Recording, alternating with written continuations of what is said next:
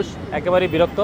যদিও কিছু সংখ্যক মানুষ সময় বাঁচানোর জন্য অটোরিকশাকে প্রেফার করে, বাট আমি মনে করি আপনার সেফটি এবং সিকিউরিটির কথা চিন্তা করে এবং ইন ফিউচারে ঢাকার সিকিউরিটির কথা, রাস্তাঘাটের নিরাপত্তা আরও যদি ইনক্রিজ করতে হয় সেক্ষেত্রে অবশ্যই আপনাকে ব্যাটারি চালিত রিকশাকে প্রতিহত করতে হবে এবং এগুলোকে অবশ্যই নিয়ন্ত্রণের মধ্যে নিয়ে আসতে হবে।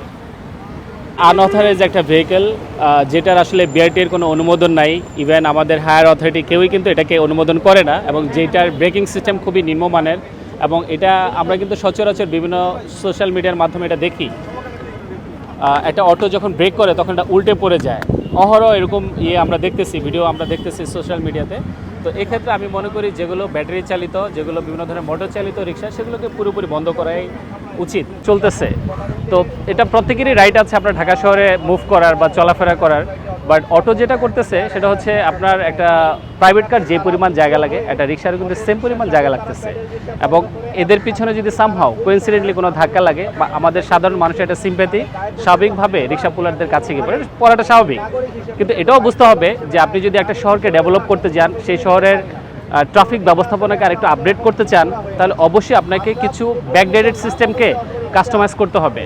রিক্সাকে আমি যেটা বুঝি, আমার এটা হায়ার অথরিটির কাছে আমি একটা মেসেজ দিতে চাই, রিক্সাকে লোকালাইজ করা যেতে পারে, নট অটো রিক্সা যেগুলো প্যাডেল চালিত রিক্সা যেগুলো পুলিং করে, সেই রিক্সাকে লোকালাইজ করা যায়। লাইক মতিঝিলের রিক্সা মতিঝিলে থাকবে, মিরপুর রিক্সা মিরপুরে থাকবে, যেগুলো আপনার এই ধরনের রাস্তায় আসবে না, ভিআইপি রোডগুলোতে আসবে না।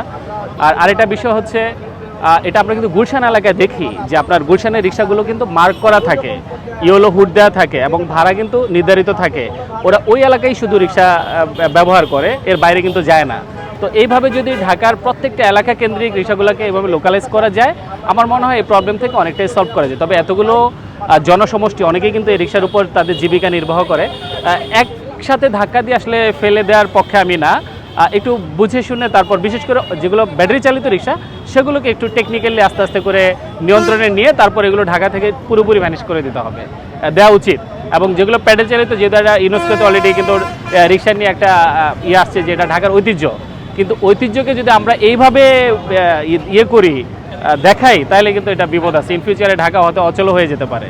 তো আমার মনে হয় যে এ ব্যাপারে সরকারের একটু টেকনিক্যালি এবং শক্ত হাতে দমন করা উচিত, এটা তাহলে এটা সম্ভব হবে। আদারওয়াইজ এটা অনেক একটা থ্রেট হয়ে যাবে ঢাকা শহরের জন্য ইন ফিউচারে।